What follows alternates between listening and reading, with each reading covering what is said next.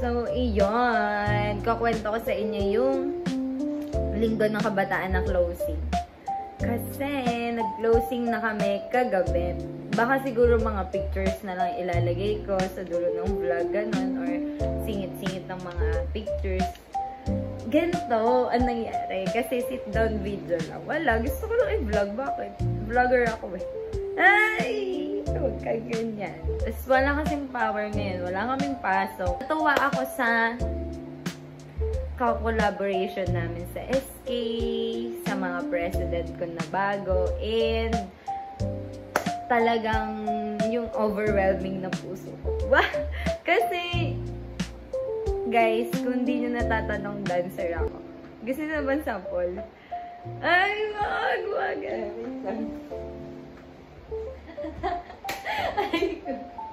Hindi ako kita. Pakita ko na lang yung mga video ko. Ay, feeling. Hindi nyo natatanong, talented talaga ako. Ay, wag ka lang. Anyways, back to the story. Gusto ko yung program na yun kasi about dancing siya. Then, iba't ibang genre yung napanood ko kagabi. Talagang nanood talaga ako at puspusa na, kala mo tayo, kasali ako sa judge.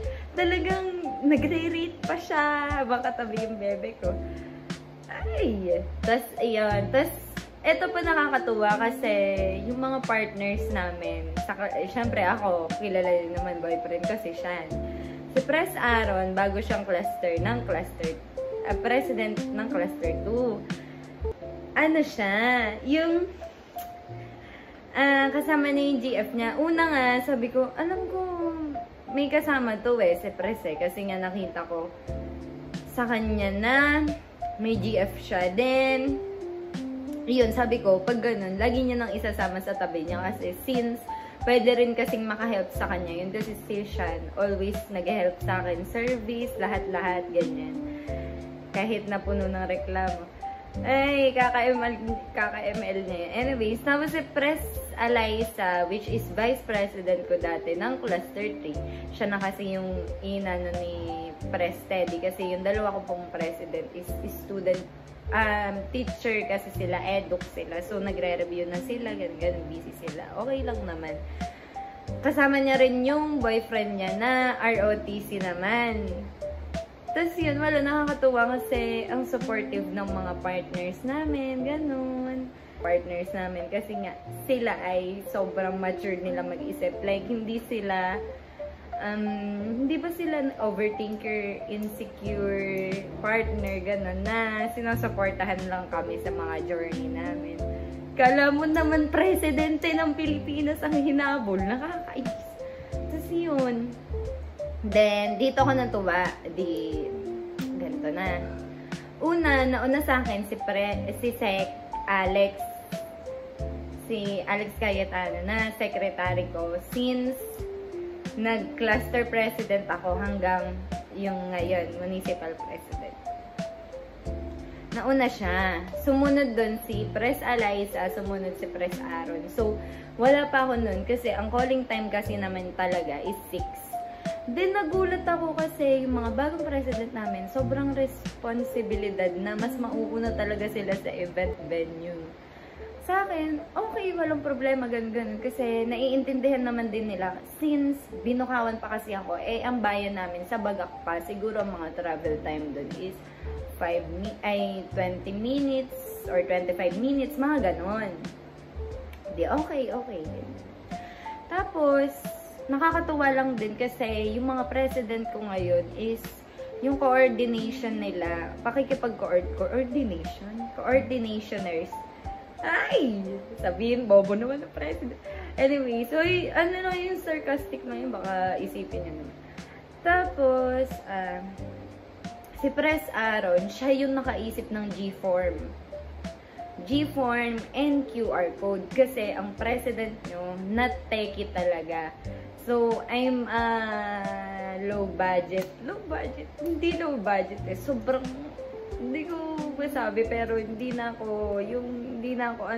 kasi yung ano sa gadget. Tsaka nawala na kasi ako na laptop. So, Hindi ko na alam yung mga new update na may mga QR na pala, yung mga ganun. Hindi ko talaga alam. Sila, lalo na si Pres Aaron, siya ay isang student leader na siya dati pa. So, sanay na siya mag-handle, ganyan. Tsaka, natutuwa ko kasi kilala siya ng mga cluster 2, which is yung sinasakupan niya na mas maganda naman. Kasi nga, ganon. Wait lang. Lilinawan ko lang yung brightness para kita ko yung sarili ko. Then, natuwa ako kasi nga, yung kahapon, hindi ako gaanong napagod. Kasi tulong-tulong naman kami. Cluster 2, Cluster 3. Then, ganito. Sabi sa akin ni SK Erwin, si Sir President ng chairman namin dito sa Bagak, is nakipag-coordinate. Siya ang kinakausap ko. Siya rin ang nagkakausap sa akin para meron kaming contact for both. Kasi nga, yun ang collaboration. May table kami, may chairs kami, may dinner kami, nabusog po kami. Thank you, sir. And bottled water. Sobrang mahalaga. Iyon. Sobrang asikaso kami. Meron kaming table, nakaupo kami na maayos. Parang isa rin kami sa mga judges. Sobrang nakakatuwa kasi nga, iyon, nakakalimutan lang namin talaga mag-picture every time ng mga maramihang chairman. Kasi nga, ewan, di namin naaalala. So, next time, magpipicture tayo. Then, yun, di ko mapapangako kung 10 minutes video ba to or what. Kasi nga, ang dami kong ikukwento. Natuwa ako. Di tinanong ko muna siya. Kasi nasa gitna siya eh. Alangan kunin agad namin. So, nakipag-coordinate muna ako. Chinat ko, sir, sa amin po ba yung pink table dito? Kasi po, siya lang po yung naiiba. Tapos po, yung bilang kasi ng chairs, sakto sa amin. So, ina-assume ko na sa amin yun. Sabi niya, ay ma'am, sa inyo nga po yan, ganyan. Tapos, pag may event kasi na to, hindi ako sanay mag-cellphone na kasi nga, inaasikaso ko lahat, o dito, ganyan. Sobrang hands-on ko talaga. Ayoko nung napapaybayaan ko yung mga scholars, ganyan. Tapos yun, mamimiss ko to pagka, kasi if ever, last term ko na ngayon kasi nga mag-4th year na ganyan. Anyways, edi, ito na. Okay, sobrang saya ng puso ko kasi yung nakakatulong ko, kasi okay sila makipag-coordinate, ganito.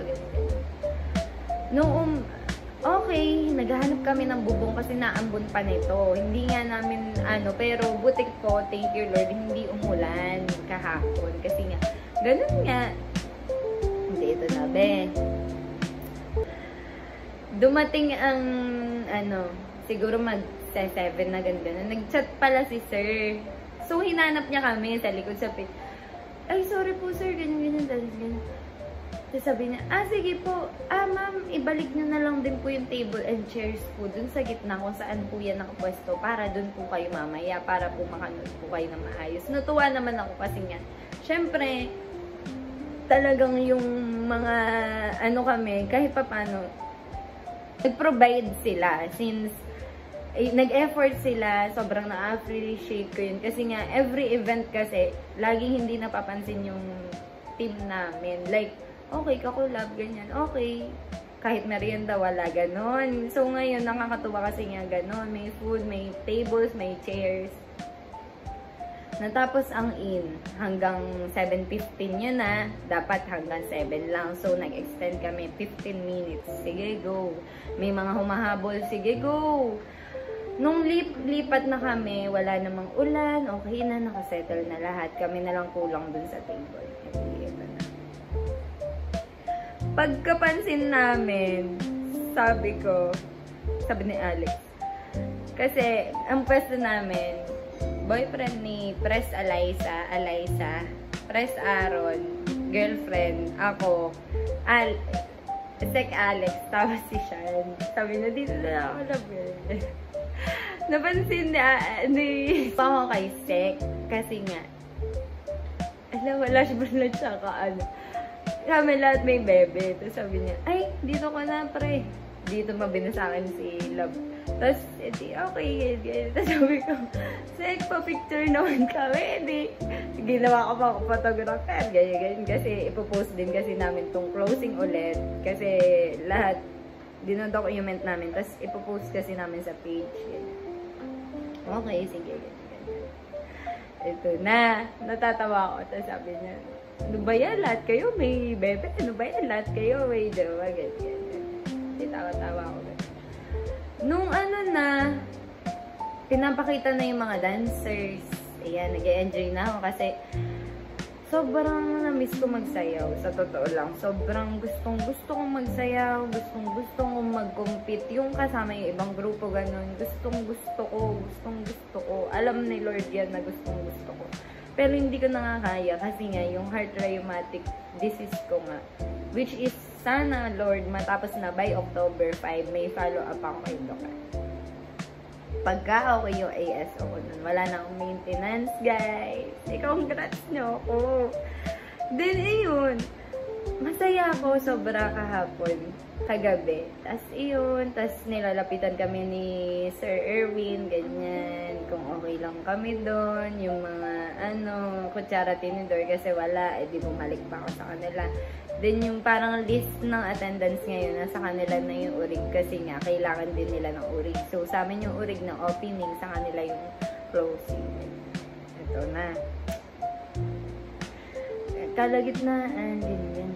Tapos, meron ng mga ilan-ilan na nagpapaalam na scholar. Ako naman, hindi naman ako mag-expect. Basta, sinabi sa akin na may work po ako, babalik po sa OJT.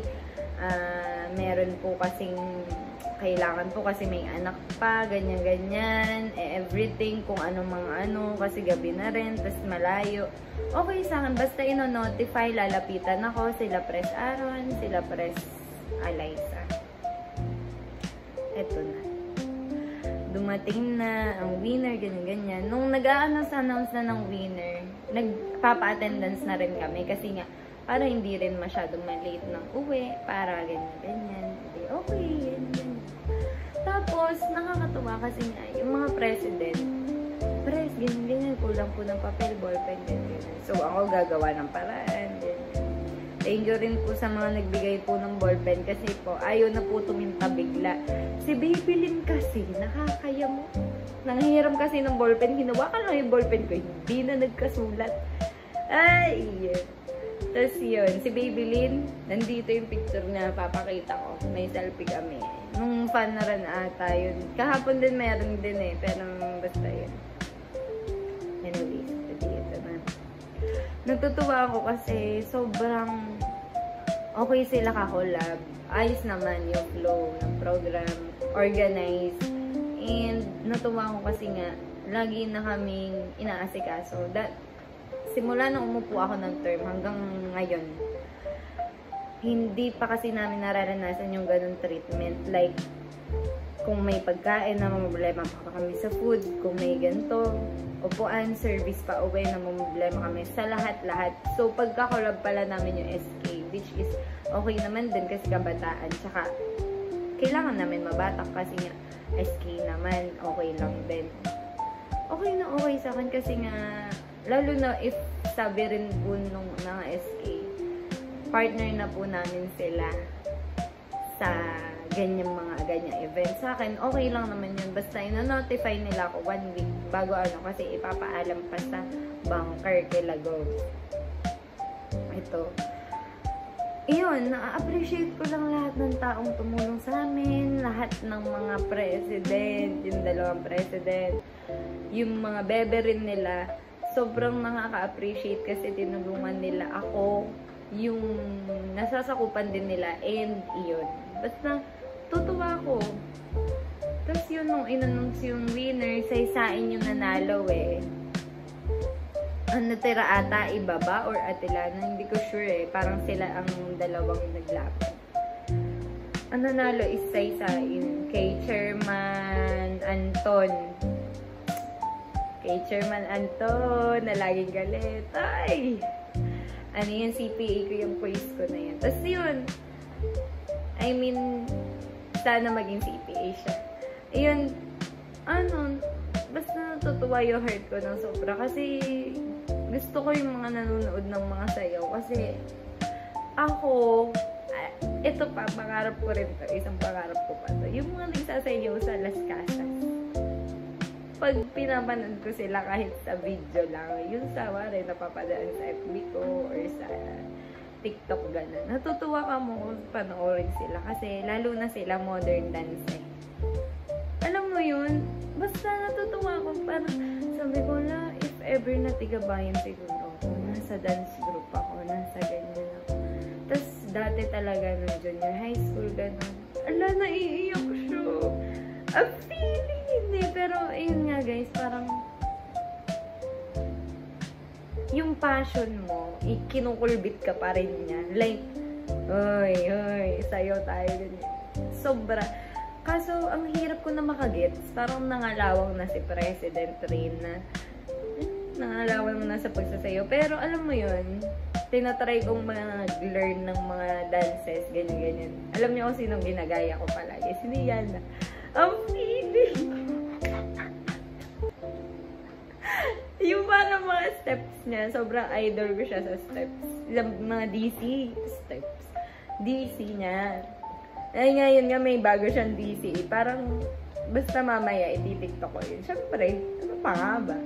Tapos yun, natutuwa ako sa mga dancers. Shout out sa mga dancers dyan. Lalo na yung mga dancers ng Las Casas. Di nyo alam kung grabe yung pinasaya niya ako yung puso ko kahapon. Kasi nga, gustong-gusto ko ulit magsayaw. O, ulit-ulit na to. Gustong-gusto. Ang vlog na to, puro gustong-gustong sumayaw. Kasi yun, nakakatuwa talaga. Then, nung pinapanood ko sila kahapon, yung parang mapapaisip at marirealize mo na, sana hindi ako ganun hinihingal pag may ginagawang mabigat na gawain, ganun. Kasi, ayan na si Mami. Kasi iiyak pa ako eh. Si Mami, kinakatok ako. Yun na yung iyak ko eh. Medyo nangululuhan. Tapos, pag nakikita ko sila, ayan si Archie, Gunyo, ganun. Idol ko yung mga yun. Pag nagsasayaw sila, sobrang wala. Pag dancer ka kasi, yung puso mo kasi nasa pagsasayaw. Kahit na huminto ka, may pitik pa rin yan. Like, ay! Hindi ganyan. Alam nyo kasi yung pinaka-idol ko. Yung best friend ko. BFF ko, yung sister ko. Si Sofia Torres. Ay, grabe, sobrang lupit niyan. Katulad no, naalala ko, naggala kami, sobrang tagal na nito Dito pa nun si Jariel. Ang mga naggala nun, Steven, si Japet, kasama pa. Sumayo pa yung dalawa na yun sa bahay nila, Sophia. Si Pia, si Yel, si Richie, ako, kasama at hindi namin ata kasama si Ivy eh. Pero tropa namin yun si Ivy. Shout out kay Ivy pati kay Alistair sa inaanak ko. Diyos ko, sa buong buhay ko hindi ko nakita yung inaanak ko dun sa malayo-layo kasi.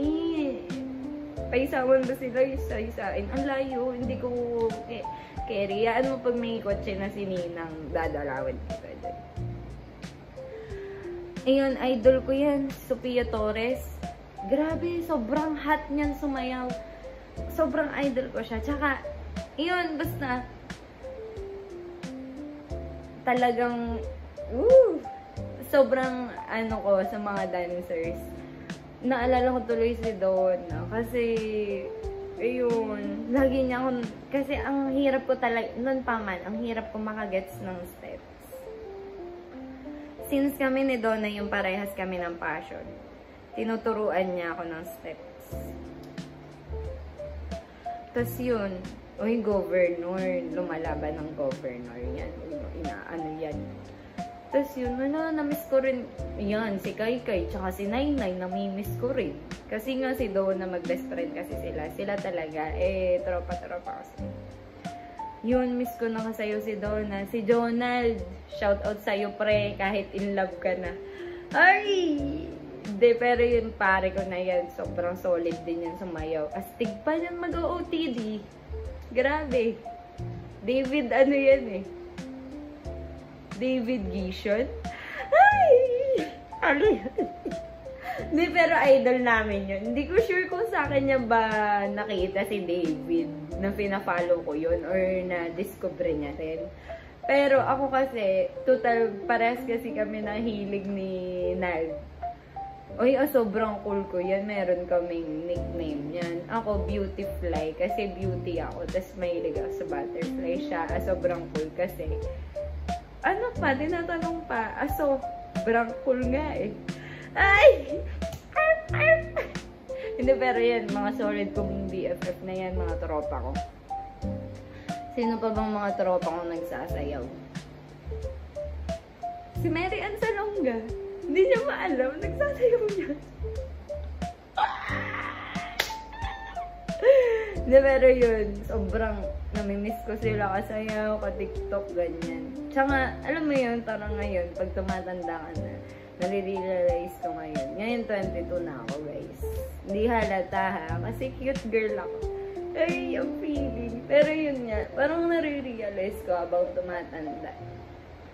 Lalo na nung may mochi ako. Masayang mamuhay ng walang iniisip na responsibilidad na mabigat. Hindi naman sa sinasabi kong ano ha. Pero yung alam mo yun na sarili mo lang, boyfriend mo, pamilya mo, ganon. Gets niya? Tapos friends, pag may oras talaga ako, talagang tatawagan ko agad si Kai. May Mary Ann Salonga. Ang arte may Mary. CPA ko yun. Ayun. Basta natatouch yung heart ko pag sayaw na. Sobrang, wala, naiiyak ako. Ang arte! Nakakainis. Basta yun. Pag sayaw kasi,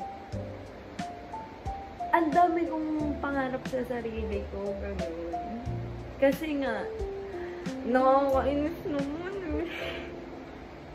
Kasi nga, pangarap kong sumayaw. Ganun. Dati nga gusto ko pa mag-teatro eh. Wala naman teatro.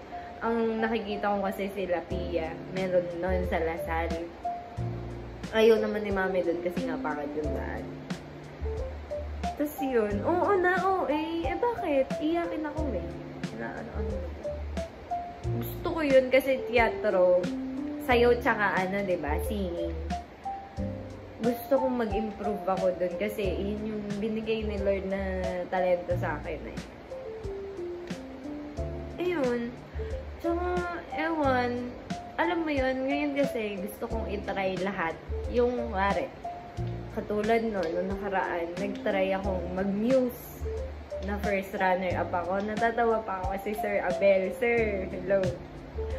Si Sir Abel, natatawa ko. May pinapapirma na akong popper. Sabi pa naman sa akin, kailan ka sumali ng singing contest? Hala, sir, ang tagal na noon. Pero naalala ni sir. Tapos parang sabi siguro nanonood siya ng My Day ko eh. Sabi niya, pero sumali ka nga, diba?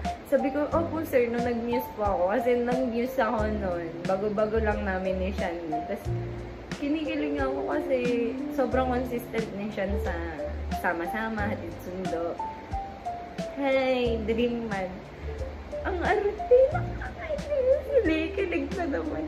Tapos yun, sobrang, sabi ni sir, inaasar ako. Narinig, may mga tao doon nga si Ma'am Tin, naiiyak kasi ako ni Ma'am Tin. Ang ganda-ganda kasi niya. Sabi ni sir, ibang ilan ka naman, inaasar pa ako, te.